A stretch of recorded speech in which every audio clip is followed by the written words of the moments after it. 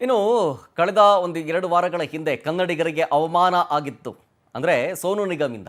ಅಂದರೆ ಯಾರೋ ಕನ್ನಡ ಕನ್ನಡ ಅಂತ ಕಿರಿಚಾಡ್ತಿದ್ದಕ್ಕೆ ಪಹಲ್ಗಾಮ್ ದಾಳಿ ವಿಚಾರಕ್ಕೆ ಹೋಲಿಸಿದ್ದು. ಈ ಅವಮಾನ ಕೇಸ್ ವಿಚಾರಕ್ಕೆ ಸಂಬಂಧಪಟ್ಟಂತೆ ವಿಚಾರಣೆಗೆ ಸಹಕರಿಸೋದಕ್ಕೆ ಆದೇಶ ಕೊಡಲಾಗಿದೆ. ಖ್ಯಾತ ಗಾಯಕ ಸೋನು ನಿಗಮ್ಗೆ ಹೈಕೋರ್ಟ್ ಆದೇಶವನ್ನು ಹೊರಡಿಸಿರೋದು. ವಿಚಾರಣೆಗೆ ಸಹಕಾರ ನೀಡಿ ಹೀಗಂತ ಸೋನು ನಿಗಮ್ಗೆ ಕಟ್ಟಪ್ಪಣೆ ಹೊರಡಿಸಲಾಗಿದೆ ಹೈಕೋರ್ಟ್. ಬರೋಕ್ಕಾಗಲಿಲ್ಲ ಅಂತಂದ್ರೆ ನೋ ಪ್ರಾಬ್ಲಮ್, ವಿಡಿಯೋ ಕಾನ್ಫರೆನ್ಸ್ ಮೂಲಕ ವಿಚಾರಣೆಗೆ ಹಾಜರಾಗಿ ಆ ಅವಕಾಶ ನಿಮಗಿದೆ ಅಂತ ಹೇಳಿದೆ. ಈಗ ಹೇಳಿಕೆ ದಾಖಲಿಸುವುದಕ್ಕೆ ತನಿಖಾಧಿಕಾರಿ ಸೋನು ನಿಗಮ್ ಬಳಿ ತೆರಳಬೇಕೀಗ. ಆದರೆ ತನಿಖಾಧಿಕಾರಿ ವೆಚ್ಚ ಭರಿಸುವುದಕ್ಕೆ ಸೋನು ನಿಗಮ್ಗೆ ಆದೇಶವನ್ನ ಕೊಡಲಾಗಿದೆ. ನೀವು ಬರೋಕ್ಕಾಗಲ್ಲ ಅಂತಂದ್ರೆ ತನಿಖಾಧಿಕಾರಿಗಳೇ ಬರ್ತಾರೆ, ಅವರ ವೆಚ್ಚವನ್ನ ನೀವೇ ಭರಿಸಬೇಕು ಅಂತ ಸೋನು ನಿಗಮ್ಗೆ ಆದೇಶವನ್ನ ಹೊರಡಿಸಲಾಗಿದೆ.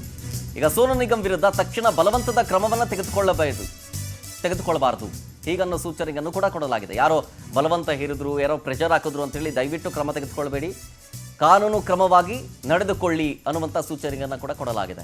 ಪಹಲ್ಗಾಮ್ ದಾಳಿಗೆ ಕನ್ನಡಿಗರನ್ನ ಹೋಲಿಕೆ ಮಾಡಿದ್ದು ಇದೇ ಸೋನು ನಿಗಮ್ ವಿರುದ್ಧ ವ್ಯಾಪಕ ಆಕ್ರೋಶವನ್ನು ನಮ್ಮ ಕನ್ನಡಿಗರು ವ್ಯಕ್ತಪಡಿಸಿದ್ರು. ಜೊತೆಗೆ ಅಸಹಕಾರ ನೀಡಲಾಗುತ್ತೆ ಈ ವ್ಯಕ್ತಿಗೆ ಹೀಗನ್ನುವಂಥ ಆದೇಶವನ್ನು ಕೂಡ ಹೊರಡಿಸಲಾಗಿತ್ತು.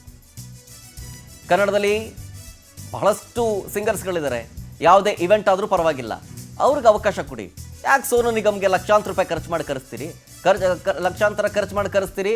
ಆ ವ್ಯಕ್ತಿ ನೋಡಿದ್ರೆ ಕನ್ನಡಿಗರನ್ನ ಪಹಲ್ಗಾಮ್ ಅಟ್ಯಾಕ್ ಆಗಿದ್ದು ಹಿಂಗೆ, ನಿಮ್ಮಿಂದನೇ ಹಿಂಗಾಗಿದ್ದು, ಈ ಥರ ನಡ್ಕೊಂಡಿದ್ದಕ್ಕೆ ಅಂತೇಳಿ ಹೋಲಿಕೆ ಮಾಡ್ತಾನೆ. ಈ ವ್ಯಕ್ತಿ ನಮಗೆ ಬೇಡವೇ ಬೇಡ ಅನ್ನುವಂಥ ಮಾತುಗಳನ್ನಾಡಿದ್ರು. ಇದಕ್ಕೆ ಸಂಬಂಧಪಟ್ಟಂತೆ ಕೇಸ್ ಕೂಡ ಆಗಿತ್ತು. ಈಗ ವಿಚಾರಣೆಗೆ ಹಾಜರಾಗಿ ಜೊತೆಗೆ ವಿಡಿಯೋ ಕಾನ್ಫರೆನ್ಸ್ ಮೂಲಕನಾದರೂ ಹಾಜರಾಗ್ಬೋದು ನೀವು. ಆಮೇಲೆ ಹೇಳಿಕೆ ದಾಖಲಿಸ್ಕೊಳ್ಳೋದಕ್ಕೆ ತನಿಖಾಧಿಕಾರಿಗಳು ನೀವಿರೋ ಜಾಗಕ್ಕೆ ಬರಬೇಕು ಅಂತಂದರೆ ಅವರ ಖರ್ಚು ವೆಚ್ಚವನ್ನು ನೀವೇ ಭರಿಸಬೇಕು ಅಂತೇಳಿ ಕೋರ್ಟ್ ಆದೇಶವನ್ನು ಹೊರಡಿಸಿದೆ.